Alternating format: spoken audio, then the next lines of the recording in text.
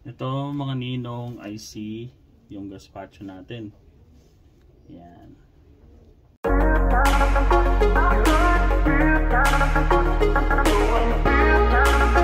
What's up mga ninong? Another day, another vlog. Kamusta kayong lahat? For today's video, magpapadala tayo ng ibon. Ayan, may bumili sa atin ng ibon papuntang Indiana. Bale, maaga tayo nagising yun kasi papadala natin yung ibon. Then, papakita ko sa inyo yung ibon na nabili sa atin. Pakita ko sa inyo kung ano yung sino yung ibon na yun. Ayan. So, bali, prepare lang natin yung kahon na paglalagyan niya. Dami rin kalat dito kasi bumili ko kahapon. Galing kami sa harvest race ng Hoosier at hindi tayo pinalad na manalo. So, back to zero, back to scratch again. Titingnan natin kung ano magandang line na pwedeng may pag-compete sa Hoosier. Ganun talaga yung paglaban o oil. Minsan hindi kaswerte, minsan natatalo ko din talaga. Hindi lahat ng pagkakataon ay nananalo.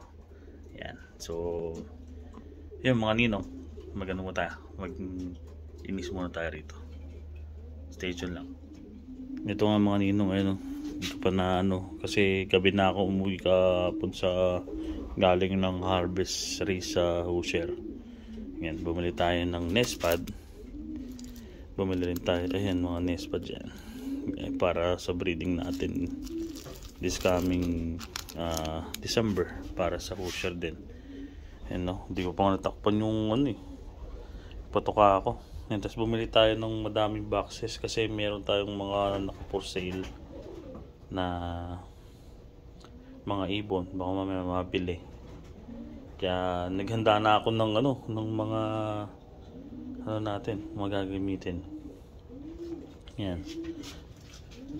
So bali mamaya ipapakita ko sa inyo mga ninong yung kung sino yung papadala natin. Yan. Pasok muna tayo sa mahiwagang pinto. Ayan. Yan. Bah, wala na yung mga inakay doon sa gilid. Ayun sila sa baba. Ayan na sila, yung mga nakatayo na yan. Yan yung inakay natin ngayon dito. Nandun sa baba na ayun. Ayan, ayan. Yung dalawa na yun sa gitna. Yun yung dalawang inakay. Tapos tayo sa kabila. Tayo sa head section. Ayun, nakababa na rin yung inakay dun, no? Nakababa na, oh. Laki na rin yung anak ni 95 na yun, no? Ayan, so far ito yung natin sa sa loft. Ayan. Hindi ako nagkakamali, anak ko ni Borge. Ayan, oh. Ayan na sa taas, oh. Laking ibon, oh. Anak ni Borge yan. Yan yung dati inawat natin. Tapos kung di ako nagkakamali, nasan na ba yung ayun sila sa taas, giniginaw, eh. Mga giniginaw din. Ayan nga. Ayun yung checkered na yun, anak nung Porsche 911 natin. Tapos yung nasa harap na ito yung Thomas 6 na babae, yung nasa gitna na to. Ito yan.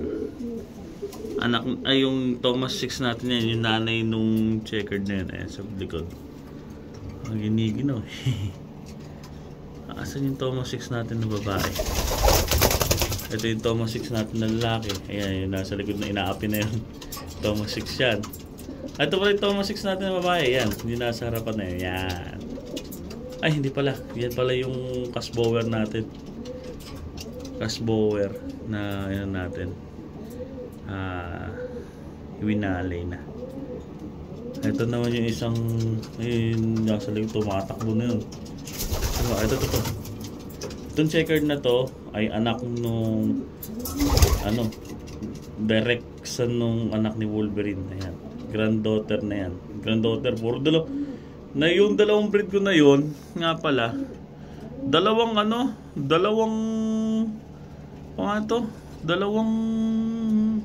babae. Ayos yun ah.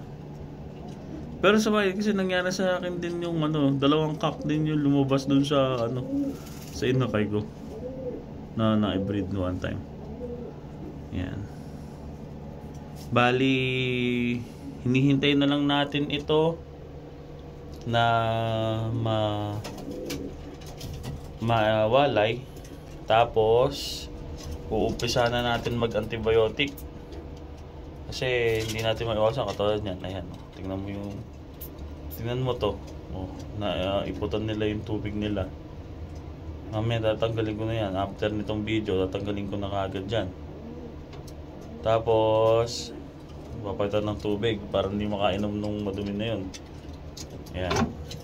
So ayusin ko lang muna mga ninong yung box natin. Tsaka natin palitan ng tubig yung para hindi na mainom to. Yun mga ninong. Puntahan muna natin yung mail kasi pinadala na daw mga ninong yung aking ginagamit na paano ito?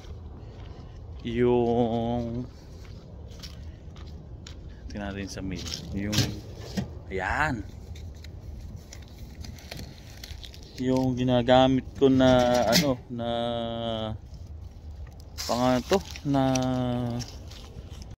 dumating na daw yung ginagamit ko na para sa antibiotic. Ito na. Ayan. So handaan tayo. Ayan mga ninong, nakaset na yung ating gagamitin na kahon. Ayan. Nilalagyan ko ng ganyan para hindi mahirapan yung ibon. Tsaka parang feel at home lang. Ayan, kunin natin yung ibon. Pakita ko sa inyo kung sino. Ito mga ninong, I see yung gazpacho natin. Ayan. Ito yung mata niya. Wala, ayaw magpahawak. Ayan, ganda rin yung mata niya. Ayan. Itong ibon na to ay import to, galing kay Philip Norman. Hindi na natin nagagamit. Yan. Ang band number niya ay BE 2019-300-1392. Yan. Ito yung pakpak na.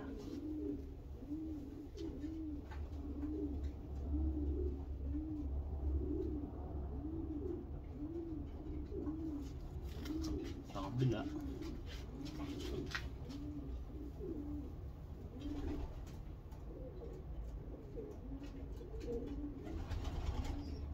Gandang ibon din to, kaso hindi natin nagagamit. Diretso din siya.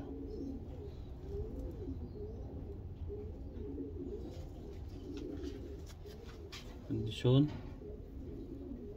bangkain yung katawan niya. Medyo pumadal kasi kakahabol dun sa sa hen. Yan. Pero tapos na to ng KM1 vaccine na para sa salmonella. Tapos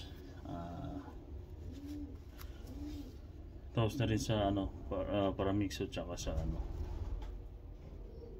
sa ating adeno. Ayan. Okay, lagyan na natin sa box. Alright, sir, this is the bird BE 2019 300-1392. Yan. He's good, he's alive. Here's the pedigree on the side. Ninong, okay na yung natin papadala. Yan yung tag. Hindi ko na papakita. Yan. So yun mga ninong, andito na tayo sa post office. Ito yung itin na ipapadala. Ayan. Tapos ito yung post office. Ayan. yan tayong papadala. So, sandali lang, pasok tayo. Mga ninong, yan papadala. Ewan ko kung pwede pa mag-video dun sa loob eh. So yun nga mga ninong, yun, sa pangalawang pagkakataon binawal tayo. Hindi tayo pwedeng mag-video dun sa post office. Ayaw ng video, ayaw ng attendee doon na paintulutan nagbigay ng video. So nirerespeto natin yun. So okay lang, kinuhanan ko siya ng picture kanina. Kung makikita nyo doon, papasok lang kayo doon sa loob, tapos kumbaga parang nagpapadala lang din ng sulat, parang ganun. Yun lang. So yun mga ninong, naipadala na natin yung ibon papuntang Indiana. So sana magbigay ng swerte doon sa bagong may-ari yung ibon. Nagbigay sa atin ng mga finisher din yun. Sana makuha din niya yung click pair ng ibon na yun. So yun lang mga ninong, paki-follow, paki-share, paki-subscribe naman yung natin, yung YouTube channel natin, please. Mamakaawa na ako. Sa lahat na nanonood dyan na hindi pa naka-subscribe, subscribe nyo na yan, no? Click nyo lang yan para tuloy-tuloy ang ligaya natin. So yun mga ninong, peace mga ninong.